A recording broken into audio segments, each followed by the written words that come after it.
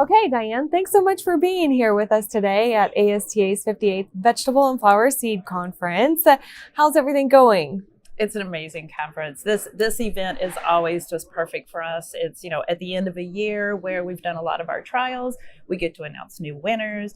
We get to have meetings with all the seed breeders from around the world. It's an unbelievable conference for us. Very busy. So there's lots of energy, lots of connection points, lots of networking, and lots of business and follow-up pieces. Absolutely. Like I say, the breeding companies and the companies that are buying from the breeding companies, the interim, the direct to consumer mail order companies, they all want to know what the newest AAS winners are. And with my other hat on with National Garden Bureau, they want to know about our Year of program and our new varieties. So it's a perfect time to catch up with them. And then, every year there's additional new breeders that we're talking to. So they want to put their entries into our AAS trials. And then you've got companies that have been around forever that are suddenly thinking, I need to be in touch with what All American Selections is doing. And we have some interesting new breeding work and it would be perfect for the home gardener. So yeah, that is what we're really able to pick up on. Great to see that excitement, that energy, people tuning in, if they haven't been tuned in and kind of sitting up and taking notes. So Let's walk through kind of those two pieces. First, let's start with the National Garden Bureau, and then we'll move to All America Selection. So kind of what's top of mind for you at National Garden Bureau? At National Garden Bureau, it's staying on top of trends, looking at, to be honest, what we do now is we do so much with social media, so much on our website. It's the analytics. Let's keep up. The numbers do not lie. And so no longer are you doing things by gut instinct. You're really looking at, okay, if I do a post on grow your own wedding flowers and it gets over 1,000 shares in the first 24 hours, that obviously is of big interest. So we continue to develop on that. So I would say it's our community with National Garden Bureau. And as we get closer to 100,000 in our community, more and more people are being interested in becoming members and working with us and looking at what all we're doing as far as our programs. Which is awesome. So you're just really close to that kind of threshold. And I know you've worked really hard the last several years, since I've come into this position and known you, and it's been fun to watch it grow and your ideas come to fruition. And so you mentioned trends. What are some of those trends that you're seeing? Well, I'm going to back up and talk a little bit about our Year of program that you always cover so nicely in your January publication. Thank you. When I started almost 10 years ago, we were doing an annual and an edible or a vegetable for our Year of program. Then we added a perennial. Then we added a bulb crop, and just decided this past Friday at our board meeting, we're adding a shrub to this. So we are going to have 5 different crop classes now that we're going to promote as Year of. And the whole idea is just to inspire consumers to do more in their gardens with different crop classes. And we change it out every year. We give them information. We give them amazing photos that come from our members.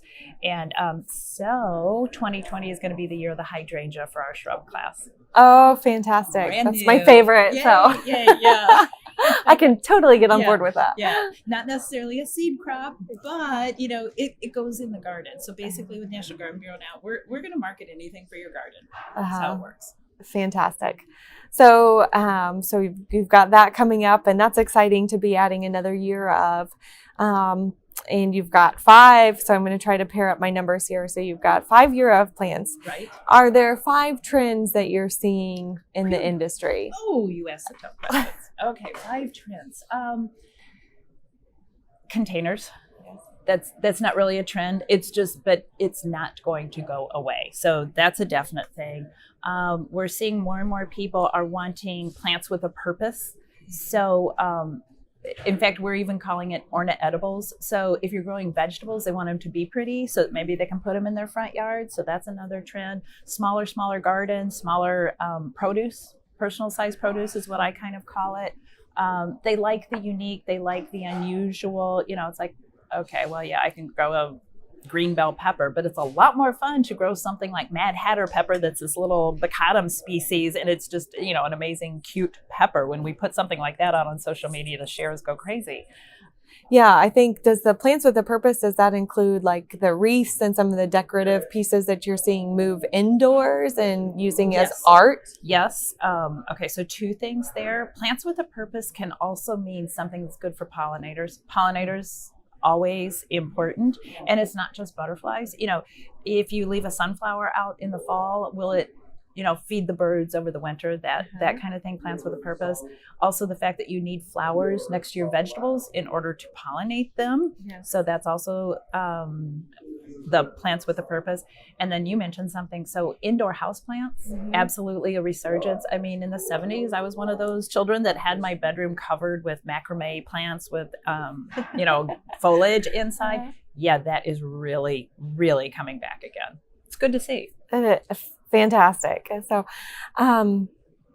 with the National Garden Bureau, tell me how many, like, what's the consistency of your board, or what's the makeup there, and how are you seeing that change? And good, very good question, because our National Garden Bureau, both boards that I work with are absolutely amazing. But with National Garden Bureau, we really were a seed organization. So all of our members were dealing with seed, and that just keeps growing, growing, growing. Like I had mentioned with our Year of program, it's everything for your garden. And we're seeing that as the makeup on our board also. And it's amazing how we're getting this next generation. And I'm not going to name any ages or anything, but we have a lot of young people that see what we're doing through social media. And then they're coming to us and they want to serve on the board. And they've got these wonderful ideas to build on our 100-year foundation. 2020 is our 100th anniversary. So you think in an organization that began in 1920 and how we're adapting and getting new interest, it's all for the good of everyone, for the industry and for us and for consumers. So yeah, that's our board. So we have breeding companies, we have broker dealers, we have in retailers on the board. It's a wide variety, and and even the roles that they play within their organization. Somebody may be marketing, somebody may be a breeder, somebody may be a seed buyer. Let's look at All America Selections and some of the work that's happening there. So first, for people who might not be familiar with All America Selections, just what is it? Okay, we are a plant trialing organization. So it can be anything from a tomato plant to a herbaceous perennial that's going to be in your garden for years and years and years. So we're a plant trialing organization. We are a brand. I like to equate it to Underwriter Laboratories or a Good Housekeeping seal of approval. So once a plant has been trialed and has proven garden performance, they get to use the AAS logo. And that AAS logo means that it is going to perform in your garden because it's been tested all over North America.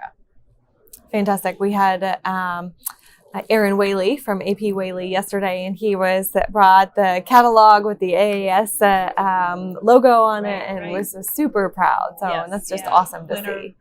His first AAS winners, and there are 2 tomatoes, and they're amazing. So they're already being sold like crazy. So it's very exciting to bring somebody new, a newer company into the organization. And then we still have companies that are 50, 60, 70 years old that are continuing to support All America Selections. So we're hitting both ends. So All America Selections, are you increasing your trial plots? Are you I know you're taking tours of them a couple times a year, and it just looks like you've got so much going on there. It is. So I think you had 5 questions in there, so I will answer them. Yes, we're increasing our trials. So 10 years ago, we had flowers from seed and vegetables from seed. So then about 6 years ago, we added primarily annuals from vegetative cuttings, so they're vegetatively propagated. And then 3 years ago, we added a herbaceous perennial program. So this coming July, we're going to announce our first herbaceous perennial winners, and they have been trialed over 3 winters. This is incredibly exciting, the fact that we're adding perennials to our mix. So we have increased our trials. We have increased our number of trial sites. Every trial has at least 30 different locations across North America, so that's great. Even the number of entries coming. And when I started 10 years ago, we had maybe 3 or 4 entries in the vegetable trial. We now have 30 entries. So, as of yet, we have not told anybody no, but 30 entries might be maxing out the capacity of our judges, because our judges are all volunteers. They don't get paid for what they do for us. They're horticulture professionals, but yet they're doing this out of the goodness of their heart because they believe in it. Yeah, yeah. Do you think there's the potential to do some restructuring, if it continues to grow and there's that demand for it? Yeah, absolutely. We're not quite sure yet how we would restructure, but there's a possibility.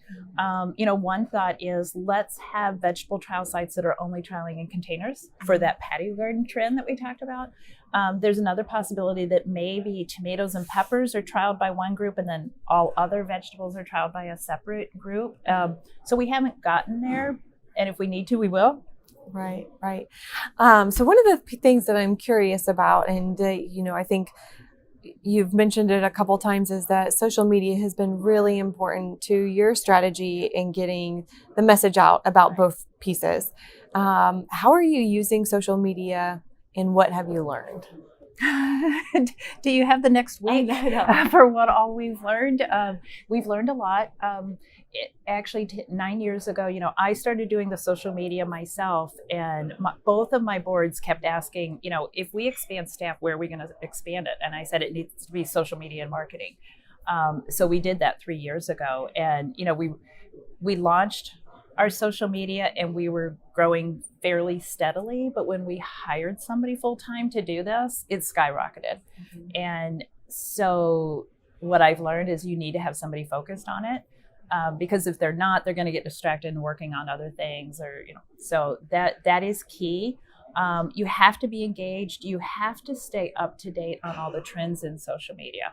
9 years ago, I never would have said, we have to have 30-second videos and we have to do, so many per day or anything, but it's all about videos. I mean, the algorithm of Facebook means that if it's not a video, it's not going to get up there.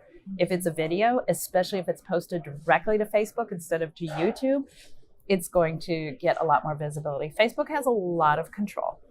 So I'll say that. Yeah. Now, the other important thing that I think everybody should understand with social media is those really are not your people. They belong to Facebook. They belong to Instagram. So make sure you continue to build your own website, build your own e-newsletter list, because then you control that and you, so to speak, own that. Mm-hmm. So it's great to have a great social media presence, but don't think that those people belong to you. They could go away in a heartbeat. Yeah. Interesting. When you look to the future and say, 5 years out, where do you see both NGB and AAS? Yeah, where are we going to be? Your question is very timely, because we just did our strategic planning and we have certain goals set aside to make sure that all of our activities reach those goals. All America Selections should be the brand, the endorsed brand to look for. Mm-hmm. It just makes so much sense. We're nonprofit, we're anonymous trials. It's all done by volunteer judges, and we want that consumer to just, I don't know what to buy. I don't want to know what to grow. And once they understand the AAS message, then that's it. And, getting complete buy-in from all the online mail order companies and the seed packet companies so that the consumer can find the AAS winners. We have a lot of winners. We have 850 winners over the last 87 years. Some of them are no longer on the market, but one of the key things we want to do is make sure people can find them and buy them, because nothing's worse than introducing this great new strawberry, but nobody can find it. Right. So that's, being very top of mind with consumers, and then being able to buy it either online or in their local garden retailer. Mm-hmm. That's where I want to be in 5 years. Fantastic. Well, Diane, thanks so much for sitting down with me here today. I so appreciate it. And thank you. It sounds like you've had an awesome conference. Awesome conference, in a nutshell.